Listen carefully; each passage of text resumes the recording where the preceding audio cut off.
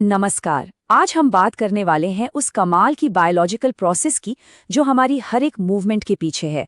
सोचिए, पलक झपकाने से लेकर मैराथन दौड़ने तक ये सब कुछ मुमकिन होता है एक छोटे से माइक्रोस्कोपिक इंजन की वजह से। तो आज का हमारा सफर इन 5 हिस्सों में चलेगा। हम एक बड़े एक्शन से शुरू करके मसल्स के एकदम अंदर उसके इंजन रूम में जाएंगे और फिर वापस आकर देखेंगे कि असल जिंदगी में ये सब कैसे काम करता है। चलिए तो शुरू करते हैं। हर बार जब भी कोई अपनी मांसपेशी हिलाता है तो असल में इसी प्रोसेस को चालू करता है। ये कोई किताबी साइंस नहीं है, ये हर रोज हर पल हमारे अंदर चल रहा है। तो असली सवाल ये उठता है कि आखिर ये होता कैसे है।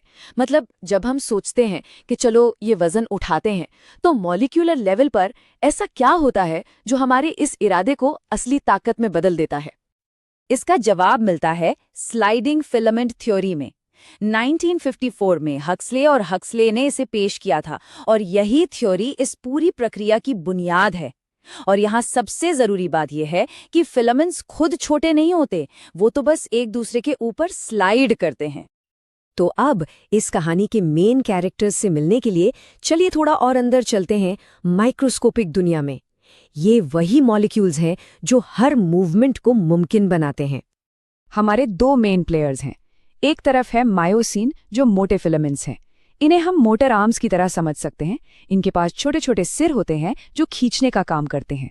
और दूसरी तरफ है एक्टिन यानी पतले फिलामेंट्स। ये उन रस्सियों की तरह हैं जिन्हें ये मोटर आर्म्स पकड़कर खींचते हैं। लेकिन रुकिए, इन रस्सियों पर दो गेट कीपर्स भी हैं, ट्रोपोमायोसिन और ट्रोपोनिन। जब मसल आराम कर रही होती है तो ये दोनों एक्टिन की बाइंडिंग साइट्स को कवर करके रखते हैं, बिल्कुल एक सेफ्टी लॉक की तरह, ताकि कोई फालतू का कॉन्ट्रैक्शन ना हो। ये पूरा का पूरा सेटअप एक स्ट्रक्चर के अंदर होता है जिसे सार्कोमियर कहते हैं। ये समझिए कि ये मसल की सबसे छोटी फंक्शनल यूनिट है।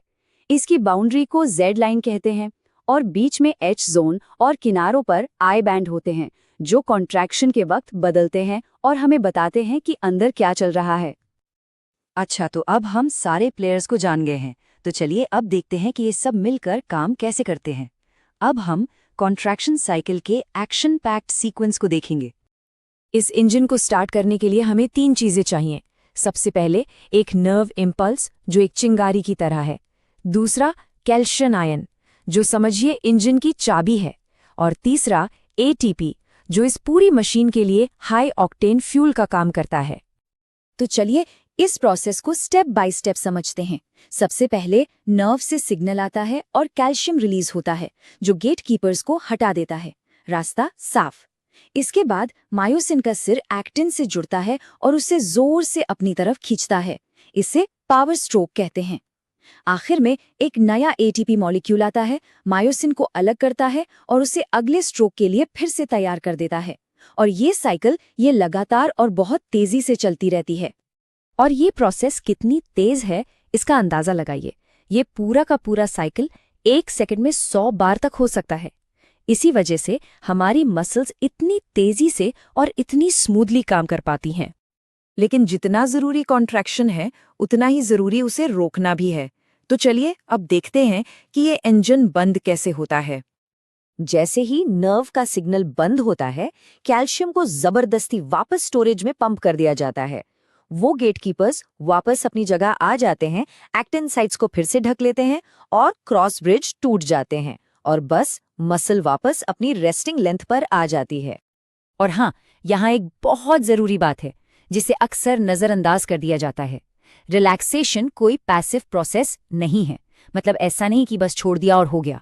ये एक एक्टिव प्रोसेस है।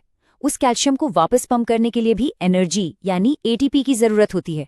यही वजह है कि मौत के बाद जब एटीपी बनना बंद हो जाता है तो मांसपेशियां अकड़ जाती हैं, क्योंकि उन्हें रिलैक्स होने के लिए भी एनर्जी चाहिए होती है।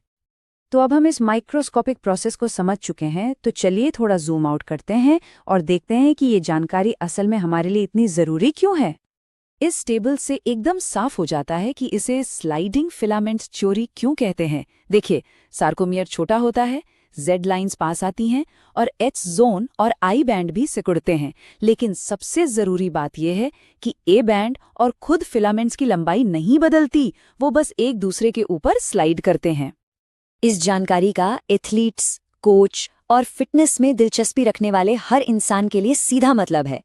इसी से समझ आता है कि ट्रेनिंग प्रोग्राम कैसे डिजाइन करें, मसल्स थकती क्यों हैं और परफॉर्मेंस को कैसे बेहतर बनाया जा सकता है।